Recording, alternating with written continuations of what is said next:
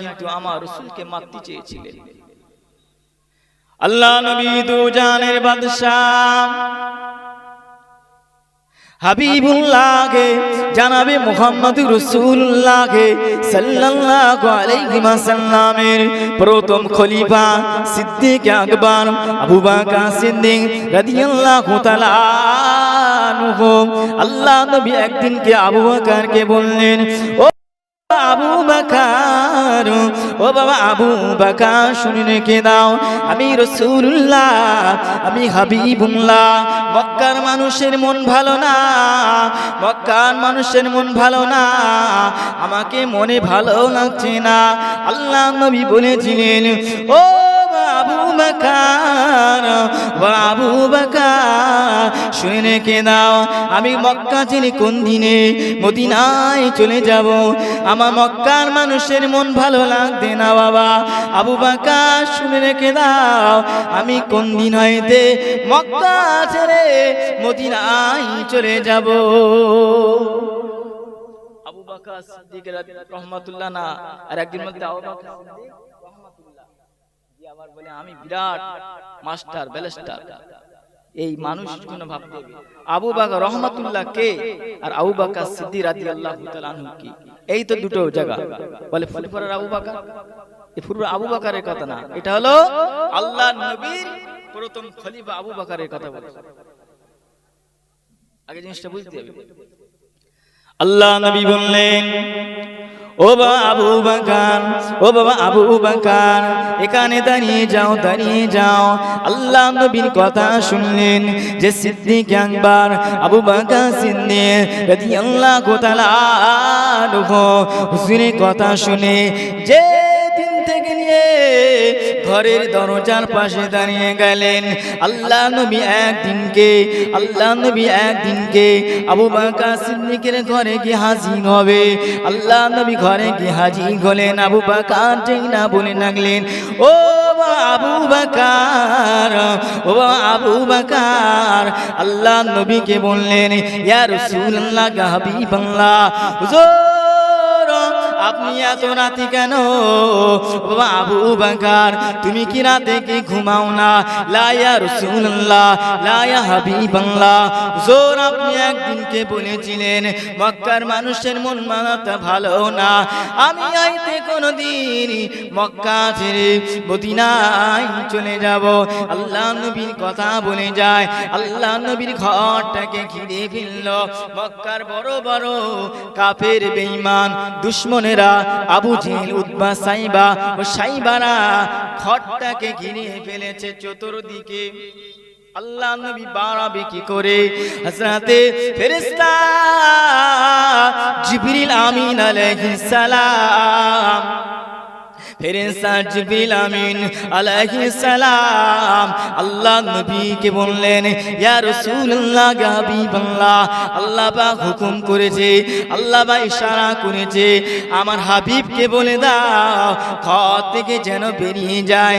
ঘরের ভেতরে শুয়ে আছে হযরতে আলী রাদিয়াল্লাহু তাআলা আনহু, ঘরের ভেতরে কম্বলটা মুড়িয়ে শুয়ে আছে।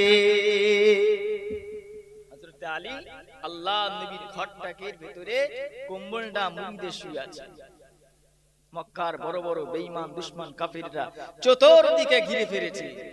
আল্লাহ পাকের ফেরেশতা জিবরিল আমিন আলাইহিস সালাম, আল্লাহ পাক বলে, ফেরেশতা জিবরিল যাও আমার হাবিবকে পৌঁছে দাও, এক মুষ্টি বালি নিয়ে সূরা ইয়াসিনের এক আয়াত তেলাওয়াত করে ওই মাটিতে ফু দিয়ে জমিনে যেই ছড়াবে আর কাজ হবে মুসুরির ডালের মতন কাজ হবে, তাদের চোখে মুখে চলে যাবে।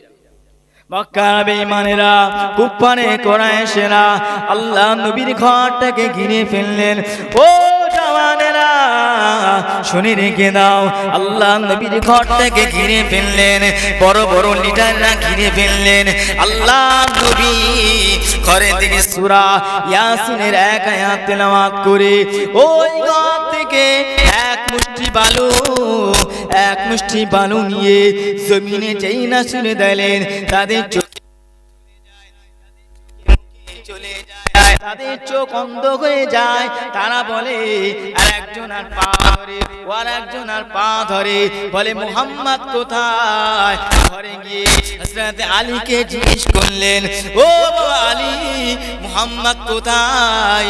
মুহাম্মদ কোথায়? হযরত আলী বললেন, আমি তো জানি না, আমি তো জানি না। আল্লাহ নবীর ঘরটাকে আপনারা তো পাহারা দিচ্ছিলেন, আল্লাহ নবী ঘরে নাই, আল্লাহ নবী ঘরের ভিতরে না। তাদের চোখগুলোকে লাল হয়ে যায়, আল্লাহ নবী ঘরে পাওয়া যায় না। আলী হুজুরকে বলে, হুজুর, আলী হুজুরকে মারতে শুরু করেন, আল্লাহ নবী কোথায়? ও আলী তুমি বলো না। ঘরের ভেতরে যে চাদরওয়ালা, ওই যে চাদরওয়ালা অন্য কেউ নয়, উনি হলেন হযরতে আলী রাদিয়াল্লাহু তাআলা আনহু। জোরে বলেন সুবহানাল্লাহ।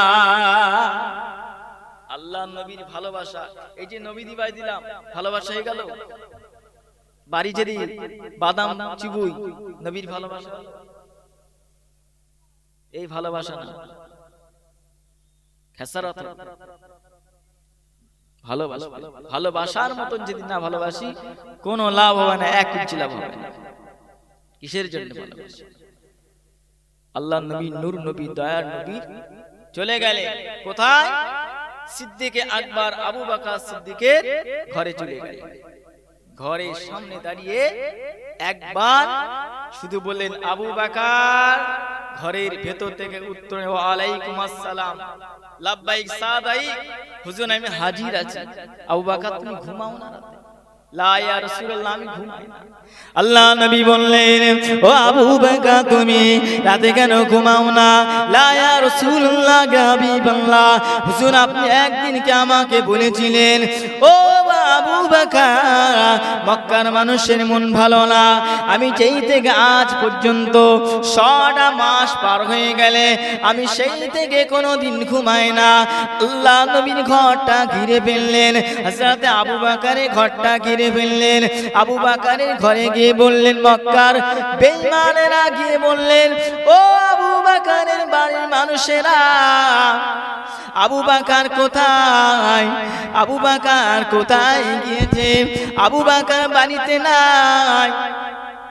আল্লাহ নবীর সাহাবা আবু বকরের ঘরে গিয়ে আবু বকরের মেয়ে বেরিয়ে এসে বললেন, হুজুর আমার আব্বা বাড়িতে নাই। ও আসমা, তোমার আব্বা কোথায় গিয়েছে বলো না, তোমার আব্বা কোথায় গিয়েছে? আসমাকে তো এত মার শুরু করলেন, দাদা দাদা দাদা দাদা দাদা করে রক্ত ফিনকি বাড়ায় যায়। ঘরের ভেতরে কিছু নাই, ঘরের ভেতরে কিছু নাই, দুটো ইটটাও নাই বাড়ির ভেতরে কিছু নাই। সাথে আবু বকর সিদ্দিক ঘর থেকে মাল সামাল জোগাড় করে নিয়ে মদিনার পথে রওনা হবে, মদিনার পথে রওনা হবে। ও জওয়ানেরা শুনে রেখে দাও, সিদ্দিক আকবর আবু বকর সিদ্দিক রাদিয়াল্লাহু তাআলা আনহু চলে গেলেন মদিনার পথ ধরে ধরে যাচ্ছেন। রাত হয়ে গেলেন, একটা গুহা পেলেন। গুহা, যেই গুহার পথে, যে জায়গায় এত অন্ধকার, রাত হয়ে গেলে, গভীর রাত, নিশীথ সময়, কেউ তো বাইরে দাঁড়িয়ে নেই। সিদ্দিক আকবর আবু বকর সিদ্দিক আগে ঢুকলেন, হুজুর এই জঙ্গলের মুখটা কিন্তু আমি আগে পরিষ্কার করি। হুজুর আমি যদি মারা যাই আপনার কষ্ট হবে না, আর আপনি যদি মারা যান কষ্ট হয়ে যাবে।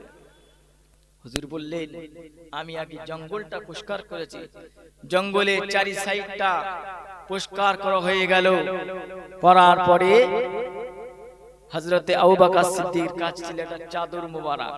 ওই চাদরটাকে এক সাইড দিলেন, আর এক সাইডে যে জঙ্গলটা আটকানো নেই, হযরতে আবু বকর সিদ্দিক রাদিয়াল্লাহু তাআলা আনহু পাটা দিয়ে আটকে রেখেছে। হযরতে আবু বকর সিদ্দিক রাদিয়াল্লাহু তাআলা ওই জঙ্গলের ভেতরে ঢুকে গেলেন, ওই গুহার ভেতরে ঢুকে পড়লেন। ওই জঙ্গলটা পরিষ্কার করা হয়ে গিয়েছে। হযরতে আবু বকর সিদ্দিক রাদিয়াল্লাহু তাআলা জঙ্গলটা পরিষ্কার করা হয়ে গেলেন। আল্লাহ নবীকে ডাকলেন, ইয়া রাসূলুল্লাহ গে, ইয়া হাবিবাল্লাহ, হুজুর এদিকে আসেন, এদিকে আসেন। আল্লাহ নবীকে ডাকলেন। আল্লাহ নবী ঘরে জঙ্গলের ভেতরে ঢুকে গেলেন। আল্লাহ নবী বললেন, আবু বকর, ও বাবা আবু বকর, জঙ্গলের ভেতরে তো এত জঙ্গল পোকামাকড়ের জায়গা, কি করে থাকবে আবু বকর? লা ইয়া রাসূলুল্লাহ,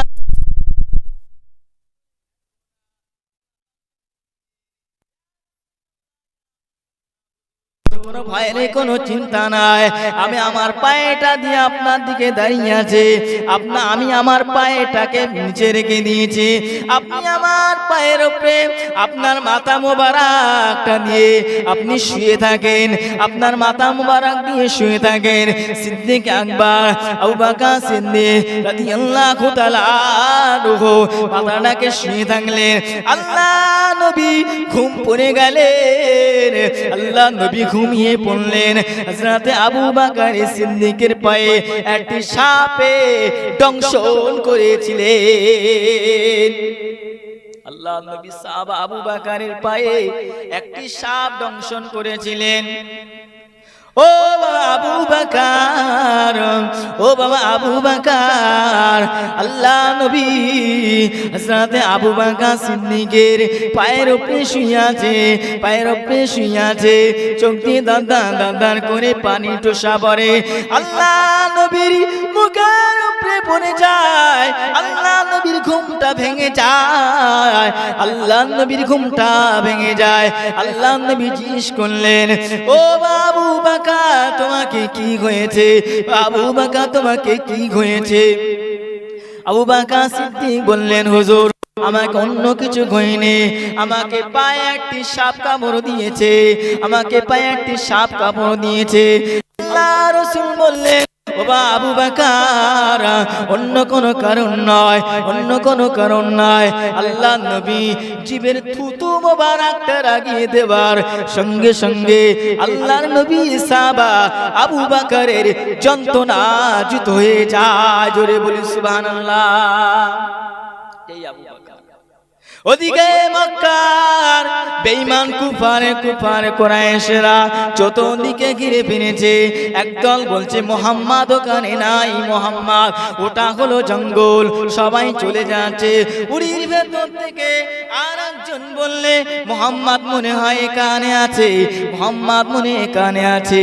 এই দেখ কয়তরে ফাঁদ পেতে দিল, আর এক সাইডে মাকড় সাথে ফাঁদ পেতে দিল, ডিম পেরে দিল অপর দিকে।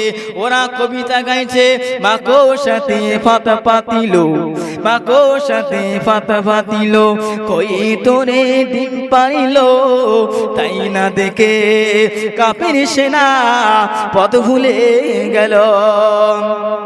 মাকড় সাথে ফাঁদ পাতিল, কয়তরে ডিম পারিল, তাই না দেখে কাফির সেনা পথ ভুলে গেল। আল্লাহ নবী বললেন, ও আবু বকর, ও আবু বকর, আপনি ঘুমিয়ে পড়েন, সকাল হয়ে গিয়েছে।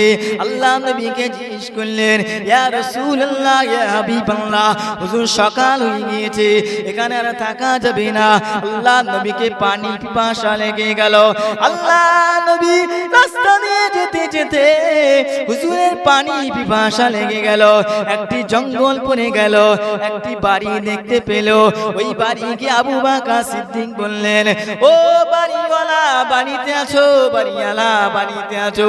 ওই একটা মহিলা বেরিয়ে বললেন, আমি একা বাড়িতে আছি, অন্য কেউ নয়, আমি বাড়িতে একা আছি, আমাকে পানি একটু পান করাও।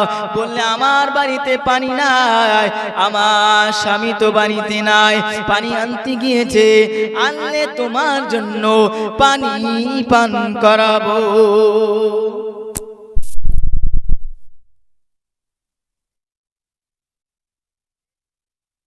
রাসূলের সাথী তিনি হয়ে গেছেন।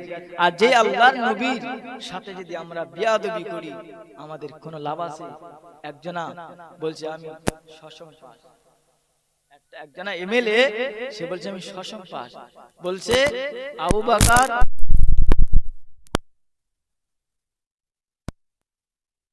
রসুলকে নামে এত, রসুলের নামে গালাগালি, কেউ কেউ বলছে আল্লাহ বলো, আল্লাহ বলো। মানুষ কোনদিন আল্লাহ হয়? বলছে আমাকে আল্লাহ বলো, বলছে সব হচ্ছে ইনি, তাহলে আল্লাহ ইনি আল্লাহ। নাউজুবিল্লাহ।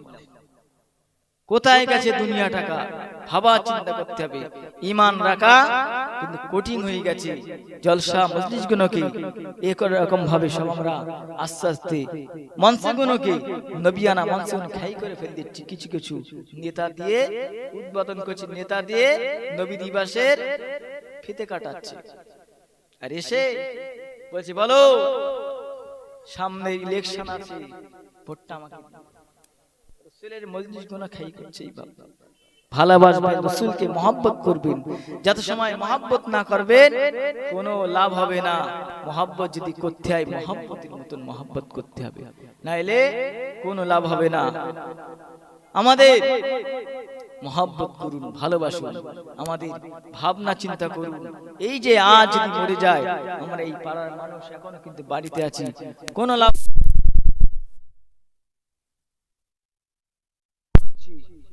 আমরা কিয়ামতের কথা ভাবুন, হাসরের ময়দানে, মাহশরের দিনকে, যেদিনকে আমাদের তোলা হবে, যেদিনকে আমরা কি জবাব দেব? কি জবাব দেব? আমরা এই যে জলসা দেই, ওয়াজ নসিহত দিচ্ছি, আমরা সবাই কিন্তু এখন বাড়িতে আছি। আমরা যদি বাড়ি থাকি এত ওয়াজ নসিহত দিয়ে কি লাভ হবে? ভাবতে হবে বিষয়গুলো কি। এটা আল্লাহ রাসূলের পাওয়া জায়গা। বাবা আমার আপনার পীর মুর্শিদকে ভাবুন, কারা হয়েছে শুধু এই জলসা শুনে শুনে সুবহানাল্লাহ বলে আল্লাহর ওলি হয়ে গেছেন। সুবহানাল্লাহ বলে আল্লাহর ওলি, আল্লাহর প্রেমিকা, রাসূলকে প্রেমিকা, রাসূলকে পেয়ে গেছে। যদি বলি সুবহানাল্লাহ। যেই আমার আপনার মুসাদ্দুজ্জামান আমির শরিয়াত কুতুবুল আলাম দাদা হুজুর পীর কিবলা রহমাতুল্লাহ আলাইহি, তাকবীর দেন তো নারায়ে তাকবীর, আরো জোরে জোরে তাকবীর দেন নারায়ে তাকবীর। জনাব হযরত মাওলানা রফিকুল ইসলাম সাহেব বলুন জিন্দাবাদ। তাকবীর দেন তো নারায়ে তাকবীর, আরো জোরে তাকবীর দেন নারায়ে তাকবীর, নারায়ে তাকবীর। জনাব মোহতারাম রফিকুল ইসলাম সাহেব বলুন জিন্দাবাদ। রফিকুল ইসলাম সাহেব বলুন জিন্দাবাদ। নারায়ে তাকবীর, নারায়ে তাকবীর। ভাই তোমরা মনে হয় না খেয়ে বাড়িতে এসে, ইনশাআল্লাহ খাওয়া দাওয়ার ব্যবস্থা আছে এখানে, ডাল আলু গোশত, চিন্তা নেই। এর তাকবীর দাও তো নারায়ে তাকবীর। আরে তোমরা কি আল্লাহর ডাকতে জানো না? এখন যদি বলে আমার নেতা তোমার লা ইলাহা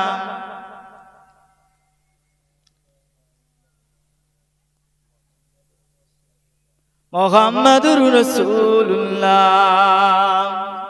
প্যারে হাজিরানে মজলিস, উপস্থিত দিনদার নেককার পরেজগার আল্লাহ বাবাজি ভাইরা, আমি এই যারা ইউটিউবে, আমি বারবার বলছি তোমরা বসে পড়ো, ইউটিউবে ভাই বসে পড়ো।